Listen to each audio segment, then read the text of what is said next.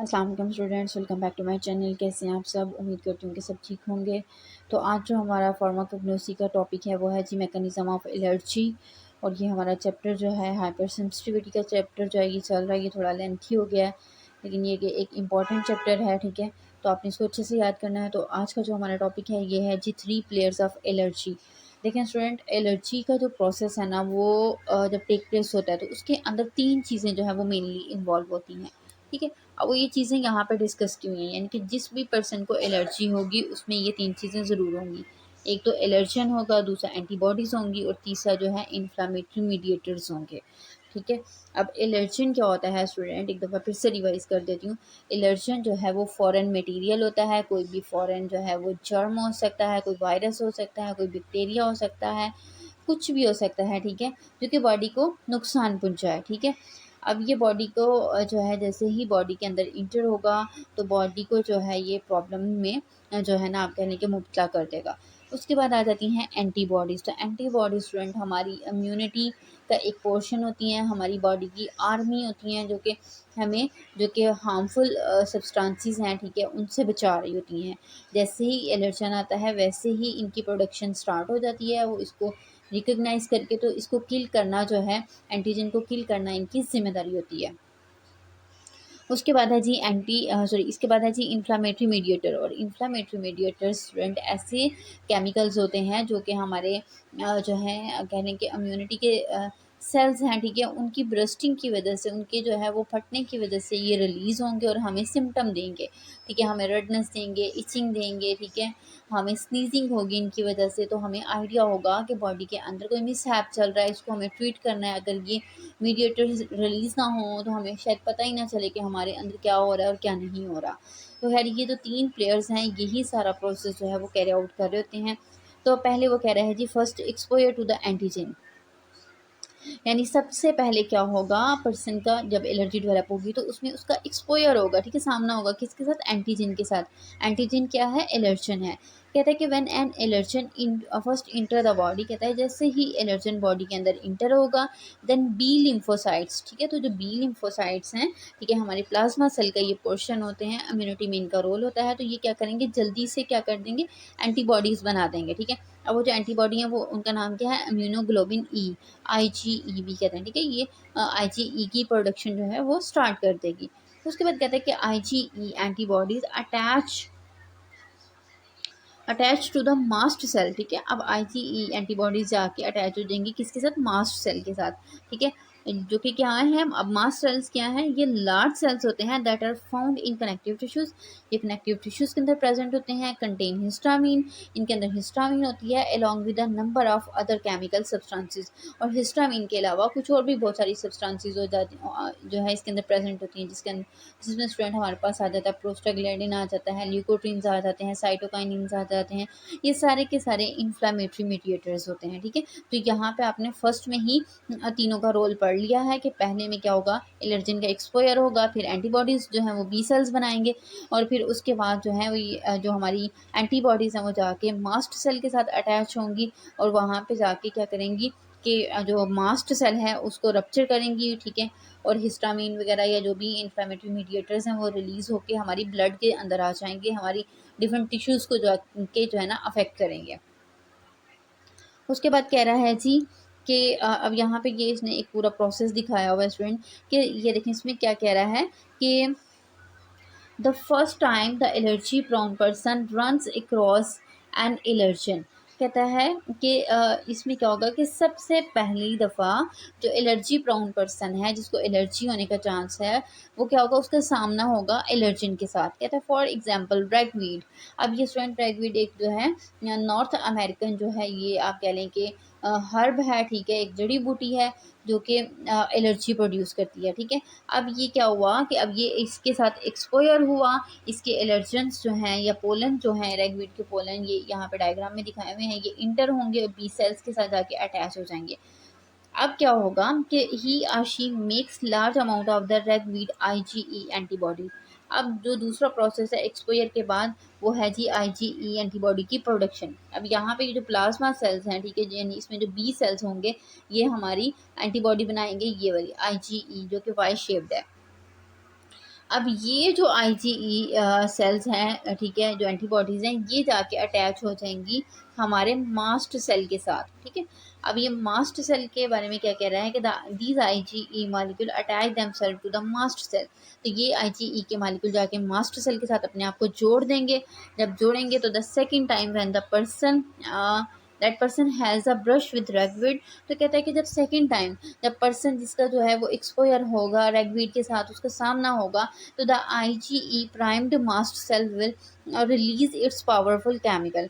तो अब क्या होगा, जब फर्स्ट टाइम एक्सपोयर हुआ तब पेशेंट को थोड़ी सी प्रॉब्लम होगी, लेकिन IgE एंटीबॉडीज़ बन जाएंगी, जाके मास्ट सेल के साथ अटैच हो जाएंगी। दूसरी टाइम एक्सपोयर होगा तो जो है जो पहले से ही वहाँ पे मास्ट सेल पे प्रेजेंट IgE एंटीबॉडीज़ थी, ठीक है, वो क्या करेंगी, रैगवीड आके उनके साथ अटैच होगा और फिर उसके बाद जो है मास्ट सेल रप्चर करेगा अपने आप को और जो है छोटे छोटे केमिकल्स को सिक्रीट आउट करेगा, ठीक है। उसके बाद अब ये क्या कह रहा है कि एट द एंड क्या होगा कि and the person will suffer the wheezing and sneezing, runny nose, watery eyes and itching of the allergy. तो ये कुछ सिम्टम्स हैं जब केमिकल्स की रिलीज़ की वजह से जो है डेवलप होंगे कि पर्सन को वीजिंग होगी, सिटी की तरह की साउंड जो है वो उसकी प्रोड्यूस होगी, स्नीजिंग होगी, छींकें आएंगी, रनी नोज होगी, वाटरी आइज होंगी और एलर्जी होगी उसको, यानी इचिंग होगी। तो ये सिम्टम थे जो कि एक इन्फ्लामेटरी मीडिएटर्स जो हैं वो मतलब ये आपको आइडिया हो जाता है जब भी सिम्टम आए एलर्जी में, समझ लें कि आपके मास्ट सेल रप्चर होंगे और उन्होंने केमिकल्स सिक्रीट किए जो कि जाके डिफरेंट टिश्यूज़ में, ब्लड वेसल्स के ऊपर जो है वो एक्ट कर रहे हैं। उसके बाद सेकंड में पार्ट में ये क्या कह रहा है कि पहला तो एक्सपोयर हुआ, ठीक है, फर्स्ट टाइम एक्सपोयर हुआ, सेकंड में कह रहा है कि second time exposure to the antigen. जब सेकंड टाइम एक्सपोयर होगा तो the second time any given allergen enter the body, allergen body के अंदर इंटर होगा, it become attach to the newly formed by shifted IgE antibodies. तो जो newly बनी हुई IgE एंटीबॉडीज़ हैं जाके उनके साथ अटैच होगा। The antibodies, these antibodies in turn stimulate the mast cell to discharge its histamine and other chemical substances. अब ये चूंकि एंटीबॉडीज जो है मास्ट सेल पे अटैच हो जाएंगी, ये उसको स्टिमुलेट करेंगी कि भाई तुम अपने हिस्टामिन या दूसरी सब्सटेंसेस सेक्रीट करो ताकि बॉडी को पता लगे कि जो है यहाँ पे कोई प्रॉब्लम चल रही है। उसके बाद कहता है कि mast cell will burst up, mast cell जो है वो फट जाएंगे, न्यूरोट्रांसमीटर यानी जो इन्फ्लामेटरी मीडिएटर्स हैं वो रिलीज होंगे, ठीक है, present in the mast cell will enter in the circulation and cause allergy, ठीक है, सर्कुलेशन में इंटर होंगे और एलर्जी जो है वो प्रोड्यूस करेंगे। नेक्स्ट कह रहा है जी इन्फ्लामेटरी मीडिएटर, इन्फ्लामेटरी मीडिएटर्स में स्टूडेंट हमारे पास जो चीज़ें आ जाती हैं जो कि मास्ट सेल के रप्चर होने की वजह से केमिकल सब्सटेंसेस सिक्रीट होती हैं, उसमें हमारे पास पहले नंबर पे आती है जी हिस्टामिन आती है, ब्रेडिकाइनिन आती है, प्रोस्टाग्लैंडिन आ जाती है, इंटरल्यूकिन 1 एंड 2, थ्रम्बॉक्सिन आ जाती है और ल्यूकोट्राइन आ जाती है। तो ये कुछ इन्फ्लामेटरी मीडिएटर्स हैं जो कि मास्ट सेल के रप्चर होने पर जो है सिक्रीट आउट हो रहे हैं। उसके बाद नेक्स्ट जो कह रहा है जी, अब यहाँ पे स्टूडेंट ये एक डायग्राम दिखाई हुई है, आप इसको देखें कि ये जो दरमियान में है ना स्टूडेंट, ये हमारा मास्ट सेल है, ठीक है। अब मास्ट सेल है, इसके ऊपर ये जो रेड कलर की आपको दिखाई दे रही हैं ये IgE एंटीबॉडीज इसके साथ अटैच हैं। अब बाहर से क्या हुआ, एक एंटीजन आया, एंटीजन आके IgE के साथ अटैच हुआ। जैसे ही अटैच हुआ तो यहाँ से मास्ट सेल रप्चर हुआ, फटा, तो इसने क्या किया, कुछ मीडिएटर्स को सिक्रीट किया जिसमें हमारे पास प्रोस्टाग्लैंडिन आ जाता है, ट्रिप्टेज आ जाता है और हैपरिन, ठीक है, ये आ जाते हैं। अब ये क्या करेंगे, पूरे ब्लड में फैल जाएंगे, पूरे सिस्टम में फैलने की कोशिश करेंगे। तो क्या होगा कि कुछ जो है वो ब्लड वेसल्स में जाएंगे, कुछ जो है वो क्या होगा, हमारे जो है वो कह लेंगे नर्वस सिस्टम जो है उसमें जाएंगे, ठीक है, उसको जाके स्टिमुलेशन देंगे। जब स्टिमुलेशन देंगे नर्वस सिस्टम को, ठीक है, ये सारे प्रोसेस के 3 से 5 मिनट के बाद जो है ये नर्वस स्टिमुलेशन जाएगी, यानी कि आपके ब्रेन को 3 से 5 मिनट के बाद पता चलेगा कि भाई यहाँ पे जो है ये मसला हुआ है। उसके बाद जब ये स्टूडेंट जाएगा ना ब्लड के अंदर, ठीक है, ब्लड में जाने के बाद क्या होगा कि यहाँ पे ये डायग्राम में चेक करें कि ब्लड वेसल्स में आया तो ब्लड वेसल्स में क्या होगी, स्वेलिंग होगी। जब स्वेलिंग होगी स्टूडेंट उसका मतलब क्या है कि एंडोथीलियल गैपिंग होएगी, यानी जो सेल्स हैं एंडोथीलियम के, ठीक है, वो क्या हो जाएंगे, वो बिग साइज हो जाएंगे, स्वेल कर जाएंगे और साथ में उनमें जो फ्लूइड होगा वो लीक कर जाएगा क्योंकि स्पेस कम हो गई है। जो फ्लूइड है, ठीक है, जिसने टिश्यू फ्लूइड जिसने घेरा हुआ है सब्सटेंसेस को अपनी जगह पे, तो वो क्या होंगी, लीक कर जाएंगे, फ्लूइड लीक करके क्या करेगा, फैल जाएगा। अब जब ये फैलेगा तो उस कंडीशन में क्या होगी, वेजोडाइलेशन होगी, यानी आपकी जो वेसल्स हैं वो डायलेट कर जाएंगी। और ये जो वेजोडाइलेशन का प्रोसेस है स्टूडेंट ये 5 से 10 मिनट के अंदर होगा और उस रिजल्ट में आपको रेडनेस भी होगी।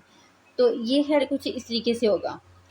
उसके बाद कहता है जी मेडिकल केस हिस्ट्री की बात करते हैं, यानी अब एलर्जी को हम कैसे डायग्नोज कर सकते हैं।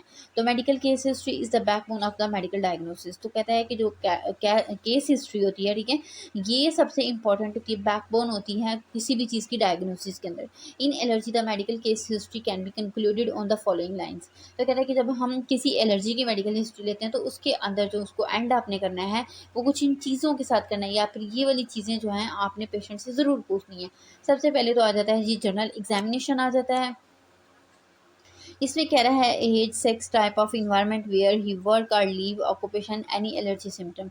यानी पेशेंट की एज क्या है, उसका जेंडर क्या है, किस इन्वायरमेंट में वो काम करता है या करती है, ठीक है, और उसका ऑक्यूपेशन क्या है, और एलर्जी के कौन कौन से सिम्टम जो हैं वो उसको अफेक्ट करते हैं। अब वाइटल साइन स्टूडेंट ऐसे साइंस होते हैं, ठीक है, हमारी बॉडी के इंपॉर्टेंट साइंस होते हैं, वाइटल ऑर्गन्स इनको प्रोड्यूस कर रहे होते हैं, और अगर इनके अंदर चेंजेस आए तो हमें आइडिया हो जाता है कि बॉडी के अंदर कोई ना कोई प्रॉब्लम चल रही है। तो कहते हैं कि some scientific tool are apply to prove the disease, ठीक है, डिजीज को प्रूव करने के लिए कुछ साइंटिफिक जो है टूल्स हम अप्लाई करते हैं। By using following tools the severity of the allergy can be diagnosed. तो कहता है कि ये कुछ जो वाइटल साइंस बताए हुए हैं इनको देख के हम कुछ जो है वो इंपॉर्टेंट चीज़ों को डायग्नोज कर लेते हैं, हमें पता लग जाता है कि पेशेंट को एलर्जी है या नहीं है। तो इसमें सबसे पहले जो स्टूडेंट आपका ब्लड प्रेशर आता है, ब्लड प्रेशर के बाद स्टूडेंट टेम्परेचर आता है, ब्रीथिंग रेट आ जाता है, पल्स रेट आ जाता है, कार्डिक आउटपुट आ जाती है और हार्ट रेट आ जाता है। ये सारे के सारे जो हैं स्टूडेंट हमारे वाइटल साइंस के अंदर जो हैं आते हैं। उसके बाद कहते हैं कि एलर्जी टेस्टिंग, एलर्जी को अब कैसे हम टेस्ट कर सकते हैं। ये तो आपने देख लेना कि केस हिस्ट्री मैटर करती है, लेकिन इसके अलावा कुछ हम लोगों ने जो है वो डायग्नोसिस भी करवानी है, ठीक है, कुछ ना कुछ टेस्ट करवाने हैं। तो कहते हैं कि allergy testing may how a person react to a specific allergen such as tree, pollen, pet, dander, food, medication or mold. कहता है कि जो एलर्जी टेस्टिंग होती है वो मैयर करती है कि जो पर्सन है जो कि जिसको एलर्जी हुई है, ठीक है, वो कितना स्पेसिफिक है, यानी कितनी किसको ये एलर्जी जो है वो अफेक्ट कर सकती है। अब ये एलर्जी किस किस से हो सकती है, किसी भी ट्री के पोलन के साथ हो सकती है, किसी पेट डेंडर के साथ हो सकती है, जानवरों की खुश्की के साथ, फूड के साथ हो सकती है, मेडिकेशन के साथ हो सकती है, और फंगस के साथ भी हो सकती है। अब पॉजिटिव एलर्जी टेस्ट मीन, अगर एक टेस्ट जो है एलर्जी का पॉजिटिव आता है तो उसका मतलब है a person has a specific allergic antibody to a substance tested. तो कहता है कि जब आप टेस्ट करेंगे, ठीक है, अब आपने जो यहाँ पे एंटीजन दिया होगा, ठीक है, जो चीज़ जिससे आपको शक है कि इससे एलर्जी इसको हो सकती है, उसको जब आप टेस्ट करवाएंगे, ठीक है, एंटीबॉडी के साथ इंजेक्शन करवाएंगे, तो अगर वो टेस्ट पॉजिटिव आता है तो इसका मतलब है कि जो है पर्सन को एलर्जी है। This often means that the person is allergic to that substances. तो इसका मतलब ये कि उस पर्सन को उस सब्सटेंस के साथ एलर्जी है। उसके बाद कहता है जी एलर्जी टेस्टिंग के अंदर हमारे पास स्किन टेस्ट आ जाते हैं, ब्लड टेस्ट आ जाते हैं कुछ, ठीक है, जिनको हम फाइंड आउट कर सकते हैं। उसके बाद स्किन टेस्ट में कहता है जी आपके पास स्क्रैच टेस्ट आ जाता है, स्किन प्रिक टेस्ट आ जाता है, पैच टेस्ट आ जाता है, या फिर इंटरडर्मल टेस्ट आ जाता है, ठीक है स्टूडेंट्स। उसके बाद आ जाता है जी scratch test or skin prick test. Testing begins with a prick, puncture or scratch method which involves the placing a drop of allergen on the skin। अब यहाँ पे स्टूडेंट ये जो टेस्ट है इसके नेम से इंडिकेट हो रहा है कि यहाँ पे हम स्किन को क्या करेंगे, एक स्क्रैच लगाएंगे, एक रगड़ सी लगाएंगे, ठीक है, या फिर स्किन को प्रिक करेंगे, ठीक है। उसके बाद हमने क्या करना है कि इसको जब प्रिकिंग कर ली है, इसकी स्क्रैचिंग कर ली, ये मेथड करने के बाद हम क्या करेंगे कि एक ड्रॉप लेंगे एलर्जन का, ठीक है, यानी जिसके साथ हमें पॉसिबिलिटी है कि पेशेंट को एलर्जी है, उसका एक ड्रॉप ले लेंगे, उसको स्किन के ऊपर जहाँ से हमने स्क्रैच किया वहाँ पे डाल देना है। अब ये एलर्जन हम कैसे लेंगे, usually a commercially available extract of pollens, mould, food, sweat and dander. यानी कि स्टूडेंट ऐसे सब्सटेंसेस जिनके साथ कॉमनली एलर्जी होती है, ठीक है, ये हमें जो है ना कमर्शियली मतलब मिल जाते हैं, ठीक है, तो इनको हम मार्केट से परचेज करके the skin is then gently scratched through a small drop. और उसके बाद कहते हैं कि स्किन को आपने जेंटली स्क्रैच कर लेना है आराम से नरमी के साथ, ठीक है, और उसके बाद then the small drop with a special sterile needle, और एक नीडल के साथ आपने जो है एक ड्रॉप एलर्जन का डाल देना वहाँ पे। After the skin is scratch, जब स्किन जो है वो स्क्रैच्ड हो जाएगी, the test takes about 15 minutes to develop. तो वो कहते हैं कि ऑलमोस्ट 15 मिनट्स लगेंगे इस टेस्ट को परफॉर्म होते हुए।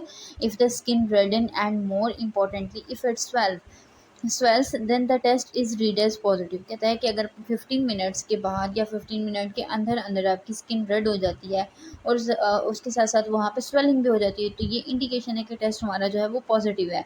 And allergy to that substance is considered probable.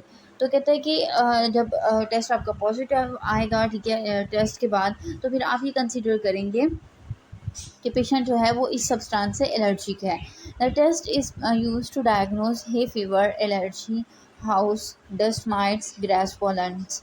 तो कहते हैं कि ये जो सब्सटेंसेस हैं इनकी एलर्जी को हम जो है ये स्क्रैच टेस्ट या फिर स्किन प्रिक टेस्ट है उसके थ्रू जो है वो फाइंड आउट कर सकते हैं। किस किस को? एक हे फीवर को, हाउस डस्ट माइट्स को, और ग्रास पोलन की जो एलर्जी है, ठीक है, इनको जो है फाइंड आउट करने के लिए टेस्ट परफॉर्म करेंगे। अब यहाँ पे डायग्राम में भी स्टूडेंट चेक करें कि ये देखें कि एक सिरिंज के थ्रू जो है यहाँ पे ये एक सिरिंज है, इसके थ्रू ये स्किन के ऊपर जो है इसको इंजेक्ट किया गया है स्क्रैचिंग के बाद। अब जब इंजेक्ट किया गया तो कुछ टाइम के बाद ये देखें ये इन्होंने जो है वो ये बाजू पे दिखाया हुआ है, ठीक है।